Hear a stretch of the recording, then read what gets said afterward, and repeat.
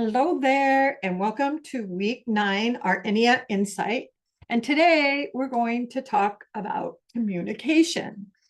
And that's those little chats, the big conversations, and even those, oh no, I can't believe I said that moments. I've had a few. I bet you have too.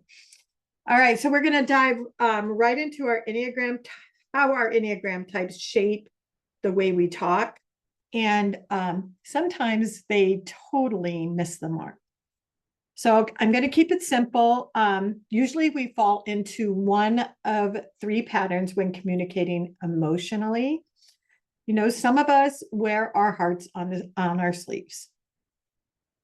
Some keep everything locked tightly away, and a few lucky ones manage a pretty good balance. But mostly we bounce around between expressing way too much or not enough at all. So if you think about it, have you ever had a conversation where you just spilled your feelings everywhere and later thought, why did I do that? Why did I overshare?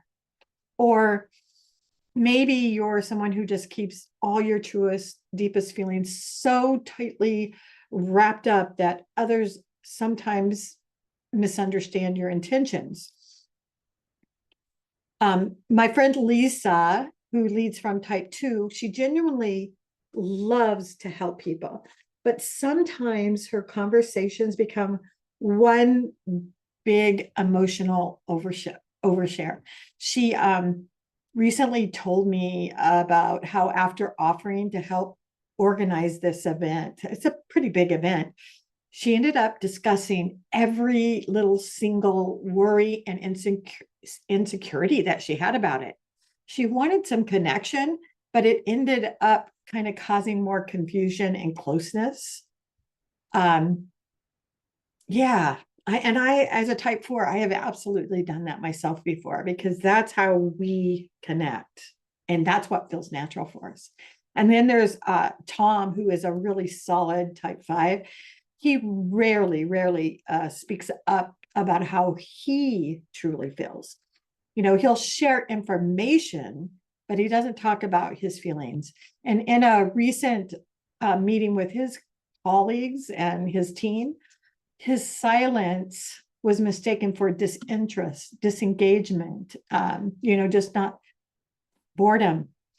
And but in fact, he was really deeply thinking and analyzing what everything that was, being said, everything that everybody was saying. But later he found out that some people felt kind of disappointed and their feelings were a little bit hurt because to them, he was coming across like he just didn't care. So Tom was absolutely shocked. He had no idea that that's how they felt. And they had no idea that he really cared deeply, but he just kept it inside. So here's something really important to remember. Just as your communication style feels really natural to you, others feel the same way about theirs. Practicing empathy means trying to understand that someone else's style might be different from yours and that it's totally okay. Huge realization. So maybe they're not oversharing to overwhelm you or withholding emotions to frustrate you. They're just communicating their way from a different emotional space. So I want to tell you why this might matter. Because recognizing these patterns, practicing empathy can help us to bridge the gap and avoid misunderstandings.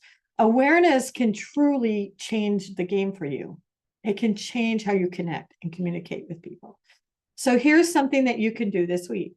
When you catch yourself, either locking up your emotions or just spilling out way too much, just pause. Pause for a moment. Notice what's driving you. Are you afraid of rejection? Are you uncomfortable being vulnerable? Just noticing that can give you enough space to choose differently if you wish. So give yourself that permission to say something simple but honest, or maybe just to hold back a little bit and listen. And also extend a little grace and curiosity to other people, whose styles are different. Give them a little bit of grace for being who they are. You might be surprised how much clarity and connection it creates when you just stop and listen and give that grace. So here's your gentle challenge this week.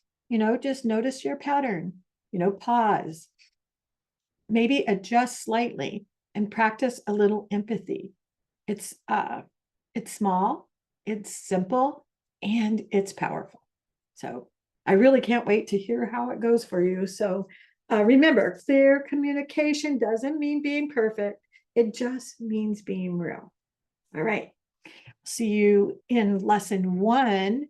But before you go there, remember to read the Ennea Insight narrative for a little bit deeper understanding of what I just talked about. Thanks so much.